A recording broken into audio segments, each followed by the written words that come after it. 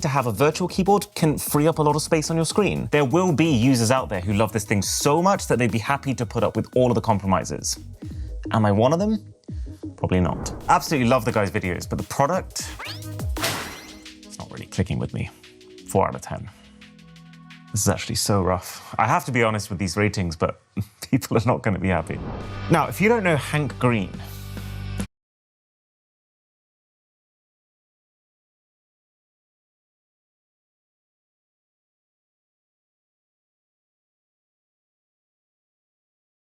yes, you do. He's one of the absolutely OG YouTubers, and he's got his fingers in a million different pies. You've almost certainly seen him on SciShow, his Vlogbrothers channel, or just explaining weird science concepts on TikTok. And his product is going to sound like a joke. It actually isn't. So this is for people who really struggle with 3D movies. You know, people who get headaches just by trying to watch them. So it converts them back into 2D with none of the blurriness that you would get from just taking your 3D glasses off. And I think it's pretty clever. So while 3D glasses receive a separate image to each eye, allowing your brain to combine the two images into one image that appears to have depth, these work by just receiving one of those images projected at you by a 3D movie and blocking out the other. Hank actually created them all the way back in 2010 when he wanted to go see Tron Legacy in 3D with his wife, who told him that she'd have to see it in 2D because 3D gives. And you know what? On our 3D TV from 2014 that we spent a full day scouting for on Facebook Marketplace, it actually works. 3D movie, completely converted back, no blurriness. I've got mad respect for this. He identified a real problem, he built a very usable solution, he sells it for just $10. Straight to an 8 out of 10. Tough act to follow, but let's see if inventor Simone Giertz, with 2.8 million subscribers, can do it. She's probably best known for turning her Tesla into a pickup truck. And I assume she must have got so tired of people looking at her surname and pronouncing it Giertz that when it came to starting her own company, she decided to name it after the very literal way that you should pronounce that surname. And honestly, I think this goal calendar is the most interesting thing that she's released so far. Originally made for her own purposes, to help her to meditate every day for a year, but she just ended up loving it so much that she stuck it on Kickstarter.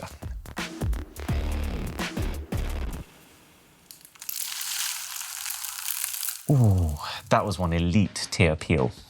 I appreciate that. So in practice, it's a very simple product. You decide the thing that you're trying to do more of, and then as soon as you've done that thing for the day, you just tap on today's date and it lights up, giving you this bird's eye view of how well you're doing across the whole year. And could you imagine like how wildly fulfilling it would feel sitting there on New Year's Day, tapping it for the final time and seeing every single tile in the year lit up. But then again, at the same time, how infuriating it would be to like miss one random day in February and have this permanent black mark hanging over you. Ultimately, I think this is really useful. It's essentially exactly the same thing as the habit tracker that we've set up in our gym for motivation, except unlike fiddling around with some stickers to mark when you've been, this uses technology to make that process even more frictionless. It has adjustable levels of brightness. These are actually 24-karat gold-plated capacitive touchpads for some reason. And even if you have a power cut, it actually saves your progress. So it's like pretty overkill for what's ultimately simple functionality, but if all you want is like the best of a habit tracker that isn't one of the thousands of phone apps you see advertised in between Instagram Reels, then I'd say she's made it. And that's a very cool thing for a YouTuber to be able to do. It would be cooler if these were physical keys, designed to be extra satisfying with their own unique, rewarding sound effects, because I gotta say, I do find these touch plates a little bit fiddly to use, but still, 8 out of 10. This is product goals. Star Wars Theory is a channel that focuses on Star Wars. Here's the thing, if you spent any time on Star Wars YouTube, you'll also be familiar with the insanely expensive lightsaber replicas that are out there. So, Star Wars Theory decided that they wanted to create a less obnoxiously priced alternative, starting their own lightsaber company, Theory Sabers. So this is one of their most premium options. This is called the Fallen Knight. Wow. Tons of stuff in this box. This is very clearly not a rush job. So this is essentially a replica of Anakin Skywalker's saber, with its kyber crystal, you know, the power source of a lightsaber, exposed. Oh! Oh, wow. That's actually very impressive. Like, just listen for a second. Can you hear how it's reacting to not just the big movements I'm making, but even the subtle sways with like instantaneous responsiveness? There's actually 2 kyber crystals inside, red and blue, to symbolize the conflict within Anakin between the light side and the dark side. So many insanely niche touches here. Like, just as a crazy example, you see this cutout that exposes the crystals? Well, this cutout is exactly the same shape of the cut that Luke Skywalker makes in Vader's helmet during the fight on Dagobah. Plus, I think this is the coolest bit. So, we draw it, and you can completely change the characters that it represents. It will change the saber color, it will change the sound effects. Fit check. Oh, the sound effects encourage experimentation, I'll give it that. Ooh. Hey, it's very responsive to the impact, but the only thing I would say is only the middle of the blade lights up, even if you make contact at the end. Ooh. Oh, not again. I actually like this. This is a good product for like a very specific kind of person, but I've been doing a little bit of digging on the side, and it seems like Fury Sabers isn't really making their own sabers. They're buying them from a Chinese company called TXQ. They're adding their own packaging, their own sounds, but then they're selling them at like twice the price, which, I mean, they're pretty great sounds. And the sabers also come with tons of custom-made songs specifically baked into them. But does that not kind of take away from the whole point of it being a more affordable alternative to something? And what I particularly don't like is that it doesn't look like Fury is making it clear that they're doing this. Like, so many customer reviews on the site are from people who think Fury is actually manufacturing these, which makes it pretty clear that something is being lost in communication. So, Fury Sabers, 5 out of 10. In theory. But now we're getting to the 5 million plus subscriber greats, starting with Jay Laser Video, who's been building real-life sci-fi gadgets on the internet for over 12 years now. He did this one amazing video where he tried to create something as close as possible to Spider-Man's web shooters, and this is essentially his downsized, commercially available version of that shooter, without the risk of killing you. So it uses a pretty meaty spring in this section here to fire out your web. That is really cool. And that can either have a magnet or a suction cup attached to it, and then a rechargeable motor at the back to be able to bring that back to you. So let's say Spider-Man's feeling a little snackish. Ooh, connection. And then we pull it back. Whoa! It actually worked. Let's say my laptop is a little bit too far away for me to close myself. And now pull. Oh, nearly. Okay, not quite enough pulling force on the motor, but if I manually pull my wrist away, that actually kind of works. I've used a lot of stuff like this over the years that's pretty bad. So like, I was half expecting the sticky pad to just instantly bounce off the laptop, but like, success rate is pretty high. It's still a toy, don't get me wrong. It's a bit of fun, you might add it to a cosplay outfit to take it to the next level, but it's a very good toy. Well, I gotta say, YouTubers are doing a lot better than I was expecting them to.